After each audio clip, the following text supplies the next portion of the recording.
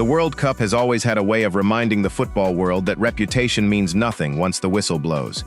England entered the knockout stage carrying the weight of expectation, unbeaten under Thomas Tuchel, and considered one of the strongest contenders for the trophy.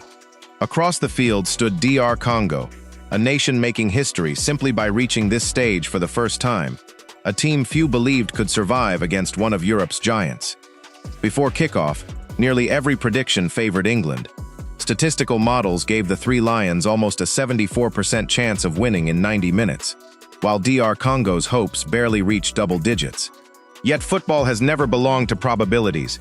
It belongs to courage, belief, and the moments when ordinary expectations collapse under extraordinary pressure.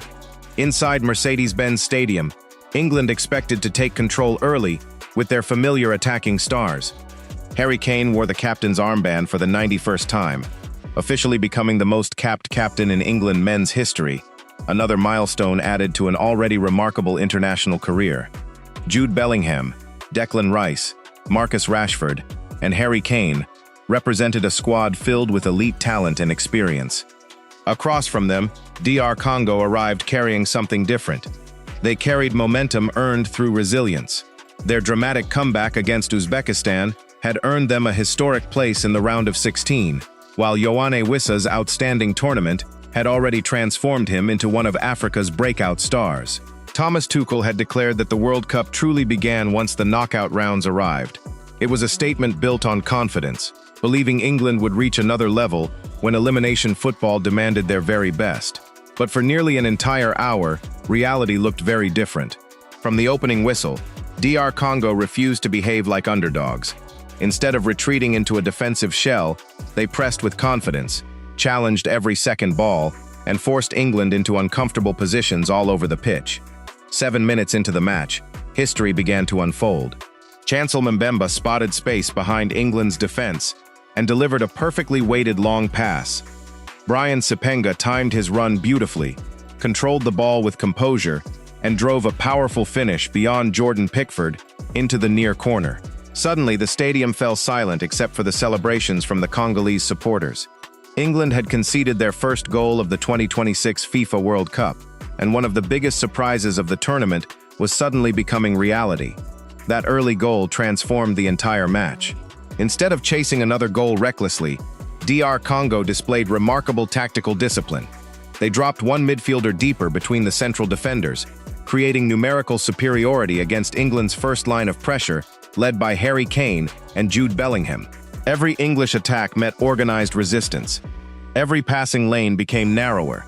Every mistake invited another dangerous counterattack. England's frustration quickly became visible. Bellingham received a yellow card after a late challenge, as emotions began to replace composure. Jed Spence struggled under pressure, while England's defenders repeatedly found themselves uncomfortable whenever DR Congo transitioned forward. The African side played without fear, winning duels, disrupting England's rhythm, and proving that their place in the knockout stage had been fully deserved. As the first cooling break arrived, the atmosphere reflected England's growing anxiety. Thomas Tuchel used every available second to reorganize his players, while supporters inside the stadium voiced their frustration after several misplaced passes and slow attacking sequences. Television analysts praised DR Congo's bravery, noting that despite making their first-ever appearance in a World Cup knockout match, they looked calmer and more confident than one of football's traditional powers. Gradually, England began to respond. Declan Rice started dictating possession with greater authority, delivering dangerous crosses into the penalty area. The pressure increased, and opportunities finally arrived.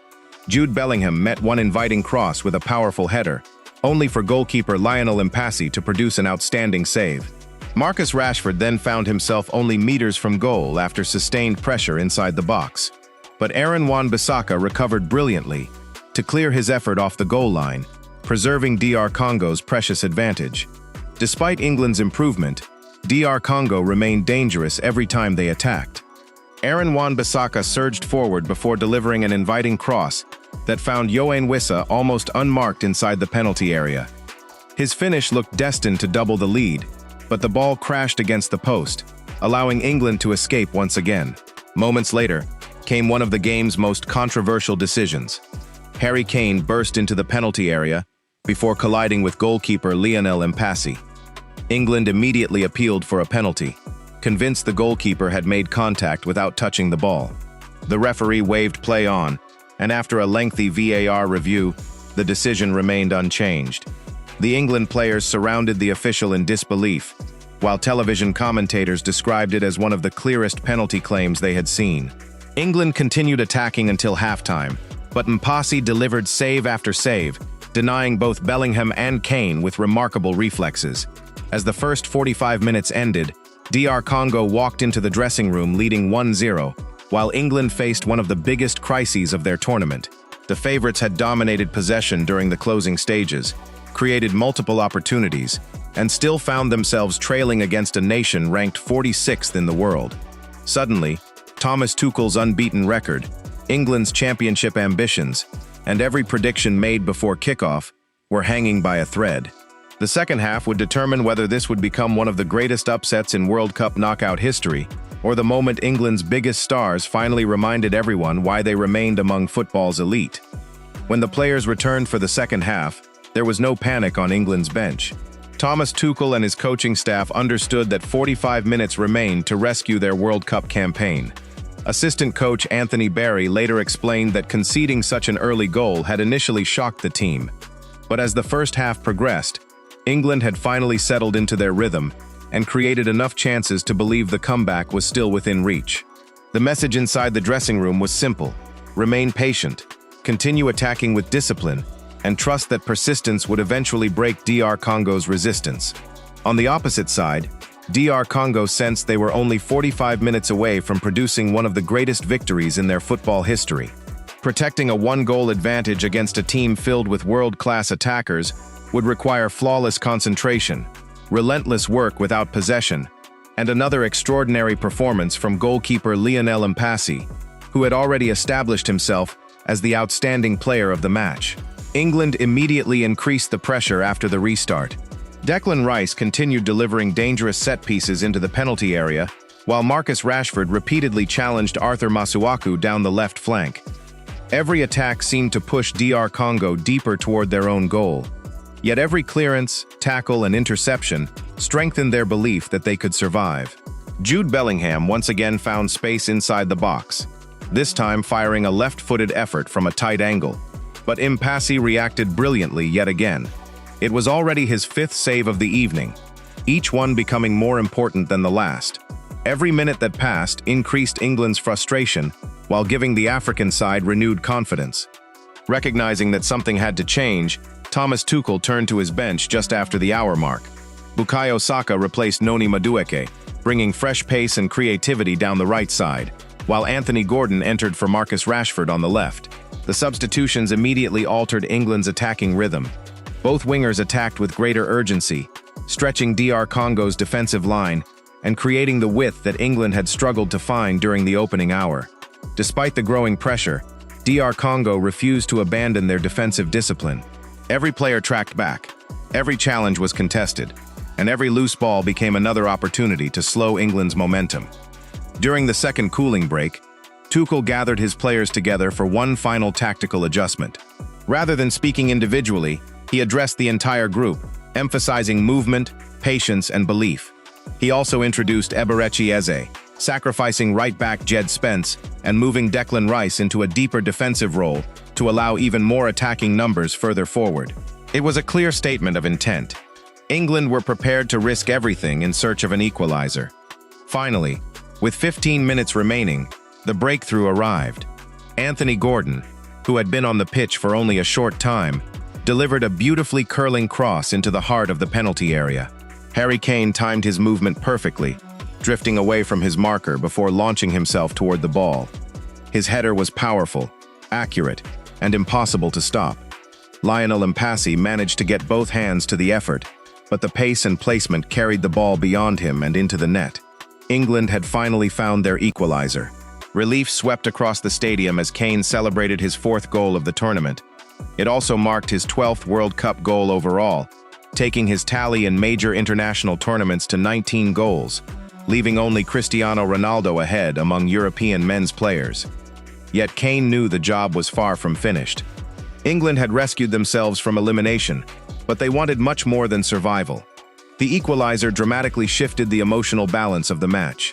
For more than 70 minutes, DR Congo had defended with remarkable confidence, but now they suddenly faced relentless English momentum.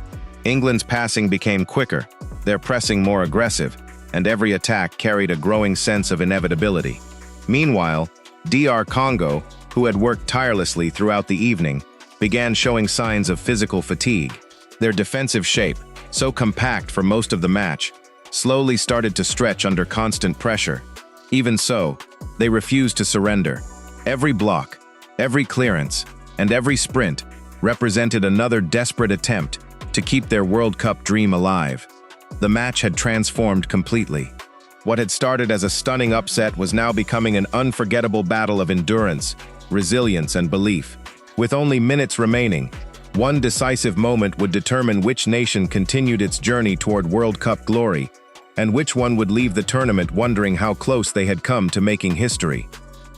With 15 minutes remaining, England finally had the momentum they had been searching for all evening. Harry Kane's equalizer completely changed the atmosphere inside Mercedes-Benz Stadium. What had looked like a historic upset was suddenly becoming a battle of resilience. DR Congo had defended heroically for more than an hour, but the relentless pressure from England was beginning to take its toll. Jude Bellingham continued driving forward, Declan Rice dictated the tempo, while Bukayo Saka and Anthony Gordon brought fresh energy down the flanks. England sensed that another opportunity was coming. It arrived in the 86th minute. Bellingham forced Lionel Mpasi into yet another outstanding save, but the rebound fell to Anthony Gordon. Instead of shooting through traffic, Gordon calmly laid the ball back to Harry Kane, just outside the penalty area. Surrounded by defenders, England's captain created half a yard of space before unleashing a thunderous strike into the top corner. Mpasi had no chance. In just 11 minutes, Kane had turned England's World Cup campaign around with 2 moments of world-class finishing. The goal was Kane's 4th of the tournament and his 12th across FIFA World Cup appearances.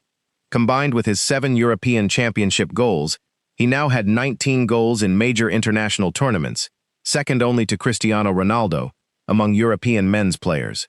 More importantly, he had rescued England from what would have been one of the biggest World Cup upsets in recent history. England managed the closing minutes with composure, keeping possession and denying DR Congo any clear path back into the match. When the final whistle sounded, the celebrations were filled with relief as much as joy. Thomas Tuchel extended his unbeaten start as England manager, while the Three Lions booked a quarter-final showdown with co-host Mexico. Although eliminated, DR Congo left the tournament with enormous respect. Reaching the knockout stage for the first time in their history and pushing one of the favorites to the limit proved how far they had come. On a night when England's stars were tested, Harry Kane once again showed why captains define great teams. England survived, advanced, and kept their World Cup dream alive.